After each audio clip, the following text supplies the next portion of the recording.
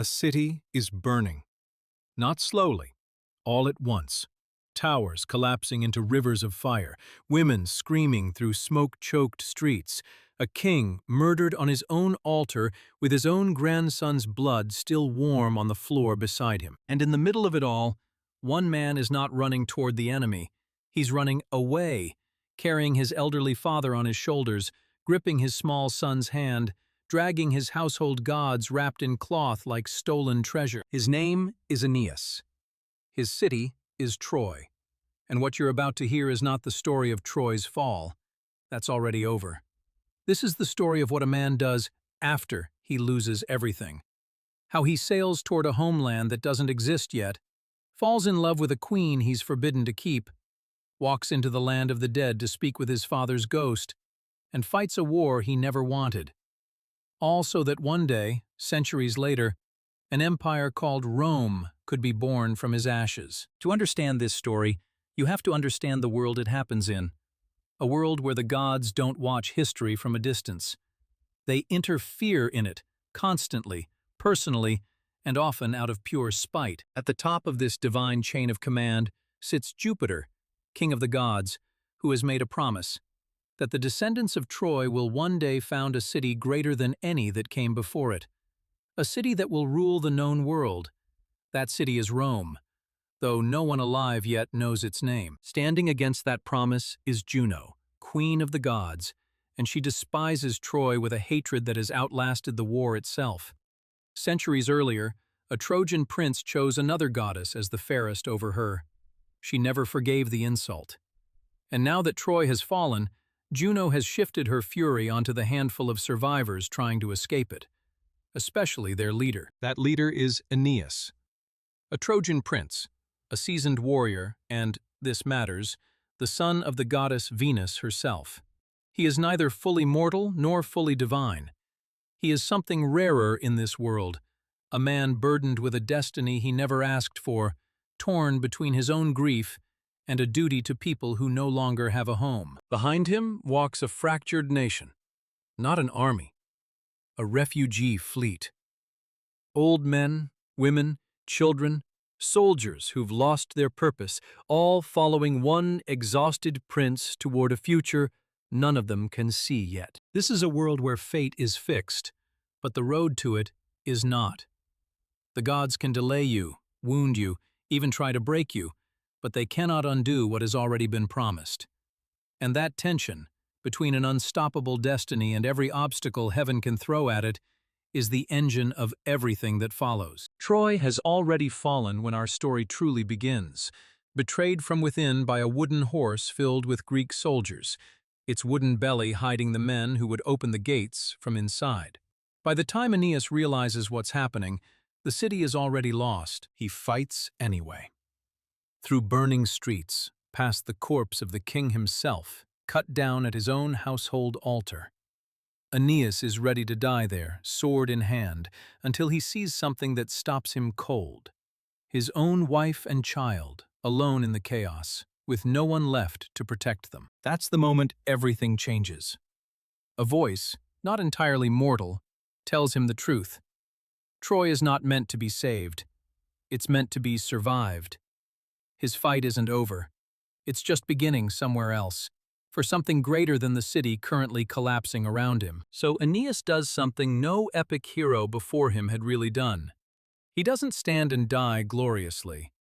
He turns his back on the burning city, lifts his old father onto his shoulders, takes his son by the hand, and walks out. In the confusion of the escape, his wife disappears, lost in the smoke and the crowd, gone before he can go back for her. It is the first devastating cost of the journey ahead, and it will not be the last. Outside the walls, more survivors gather around him in the dark, the scattered remnant of an entire civilization, now waiting for one man to tell them where to go. Aeneas doesn't have an answer yet. All he has is a fleet of ships, a handful of sacred relics rescued from the flames, and a vague prophecy that somewhere, far to the west, there is a new land waiting for them. He doesn't know where it is. He doesn't know how long it will take. He only knows he cannot stay, and so the ships are loaded, The sails are raised, and Troy shrinks into a smear of firelight on the horizon. The journey has begun. It will take him 7 years to finish it. The fleet's first years are a blur of false starts. They try to settle in Thrace, but Aeneas discovers the soil there is soaked in the blood of a murdered Trojan prince, a grim omen that sends them fleeing almost immediately. They try Crete next, believing it matches an old prophecy, only to be struck by a plague that nearly wipes them out. Then, on a windswept island, they run into monstrous half-bird creatures called the Harpies, filthy, shrieking things that foul every meal the exhausted travelers try to eat. As Aeneas's men fight them off, the Harpies' leader shrieks out a curse. Before they find their promised land, hunger will grow so desperate that the Trojans will be forced to eat the very tables they eat from. It sounds impossible. Aeneas has no idea it's a prophecy he'll live to see fulfilled. Every stop is a dead end, every omen more unsettling than the last. And hanging over all of it is one unavoidable question. If the gods have promised them a new home, why does every shore they land on try to kill them? Storm-battered and exhausted, the fleet is finally driven onto the coast of North Africa, into the harbor of a magnificent new city under construction, Carthage.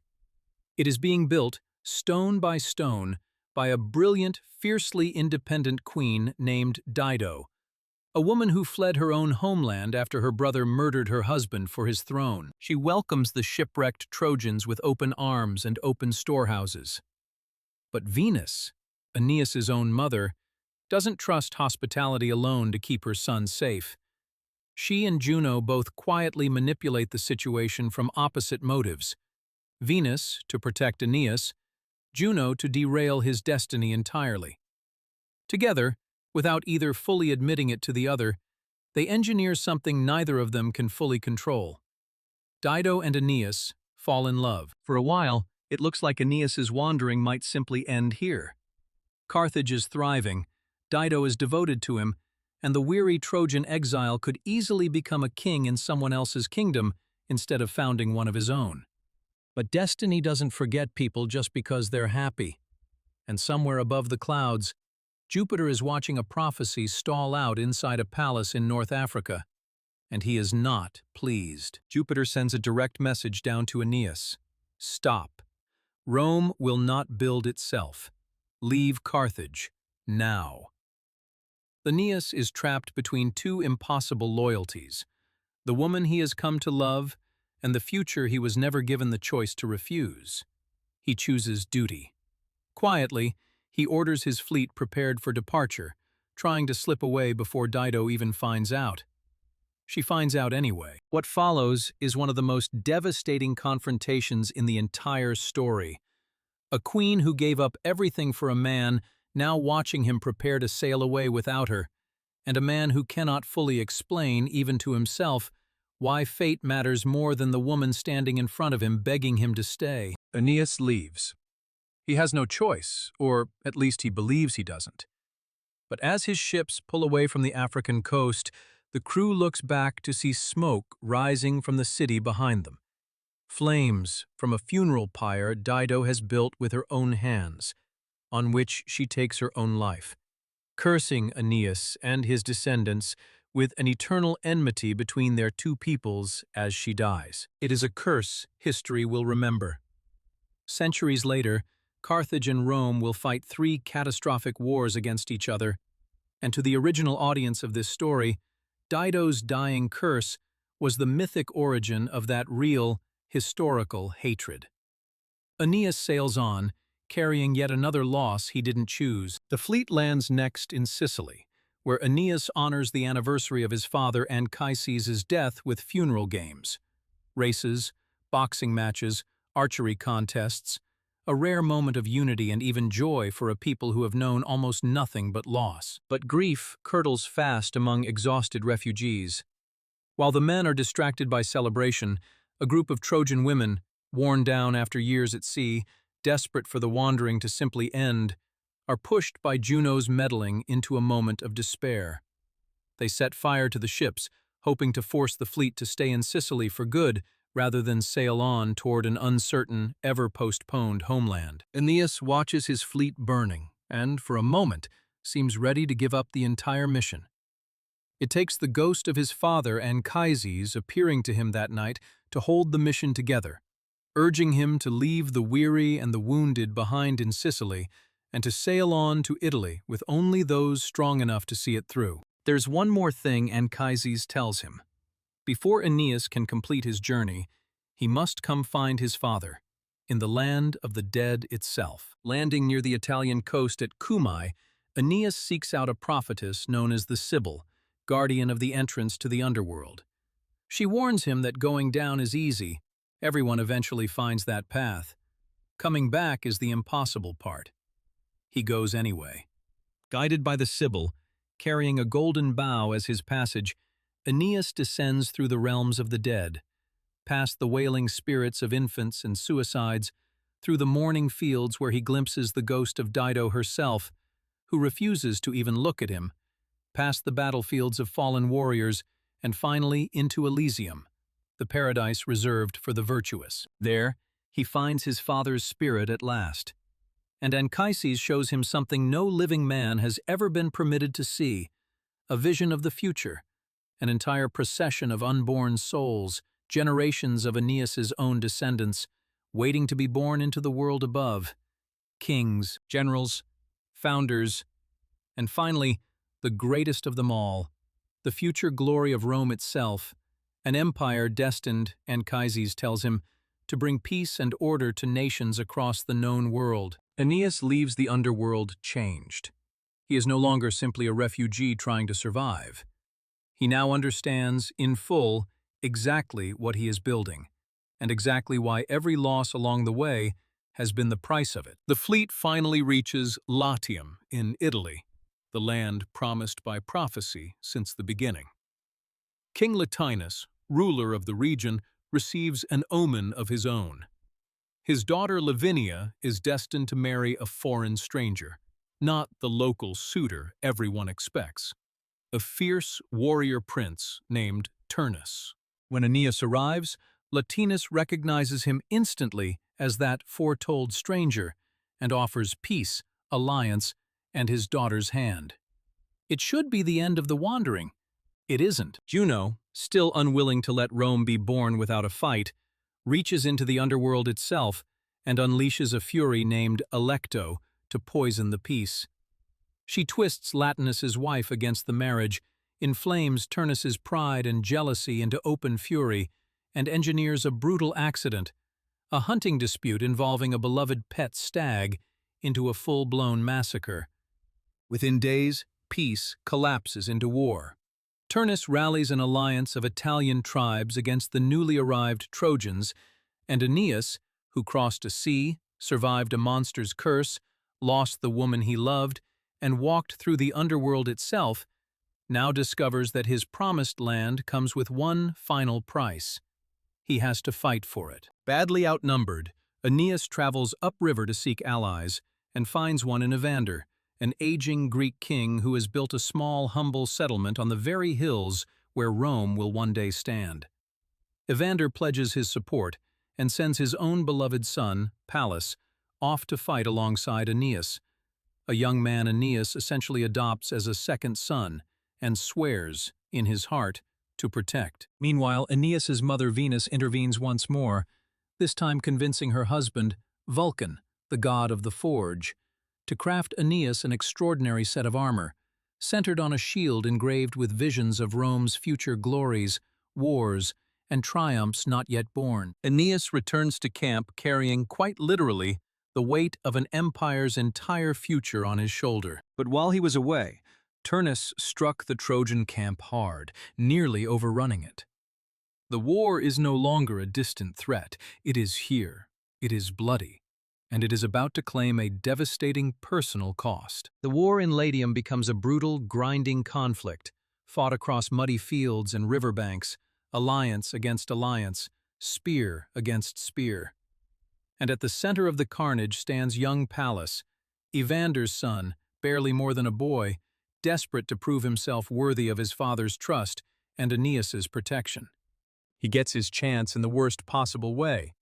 A direct confrontation with Turnus himself, the most feared warrior in all of Italy. Pallas fights with everything he has. It isn't enough. Turnus cuts him down in single combat, and then, in a moment of arrogant cruelty that will define everything that follows, strips the golden war belt from the dead boy's body and takes it as a trophy, wearing it as a badge of triumph. When word reaches Aeneas, something in him breaks and hardens. The grief-stricken wanderer, the man who once wept for a burning city and a dying queen, disappears. In his place rises something colder, a warrior with nothing left to lose and a promise to keep. Aeneas tears through the battlefield, cutting down enemy after enemy in a rampage fueled by rage and grief, sparing almost no one who begs for mercy. The war narrows, inevitably, to its true purpose all along. Not armies, but two men. Aeneas and Turnus, face to face, the fate of a war and a future empire, balanced on a single duel. They clash with spear, sword, and shield, the entire poem's tension collapsing into this one moment. Turnus, exhausted and finally overwhelmed, is struck down and left wounded at Aeneas's feet. And for one suspended second, the outcome hangs in the balance. Turnus begs for his life. He asks Aeneas, warrior to warrior, defeated man to victor, to show mercy, or at least to return his body to his grieving father, the way Achilles once returned Hector's body in the war at Troy. Aeneas hesitates. For a heartbeat, mercy seems possible. Then his eyes fall on the one detail he cannot forgive. Strapped across Turnus's shoulder, gleaming even in the mud of the battlefield, is Pallas's golden war belt, the trophy taken from a murdered boy. Rage floods back in, and Aeneas drives his sword home. Turnus falls, and with him falls the last real resistance to Aeneas's claim on Italy. The war that Juno engineered, that cost so many lives on both sides, ends not with a treaty or a parade, but with a single, furious killing blow on a muddy battlefield. A far cry from the triumphant victory speeches of other epics. The poem itself ends almost immediately after, on that raw, unresolved note, deliberately withholding the usual celebratory aftermath. There is no long victory feast described here, no grand coronation, just silence where triumph might have been expected, and the sense that something necessary, but not simple, has just happened. Even Juno, the goddess who fought this outcome with everything she had for the entire story, is finally shown relenting, accepting Jupiter's promise that Rome will honor the old gods, absorb the customs of the Italian tribes, and rise not as a foreign conqueror's city, but as something new, forged from both bloodlines. Everything Aeneas lost along the way. His wife vanished in the smoke of Troy. Dido, dead by her own hand in Carthage. Pallas, a boy he swore to protect, killed in a war he didn't start, becomes, in hindsight, the price fate charged him for a destiny too large for any one man to carry lightly. So what does this story actually mean? And why does it still matter thousands of years later? The Aeneid wasn't just written to entertain. It was composed by the poet Virgil, under the rule of Rome's first emperor, Augustus, at a moment when Rome desperately needed a founding myth worthy of the empire it had become. Virgil gave it one, not a story about a hero who conquers because he wants to, but a hero who endures because he has to.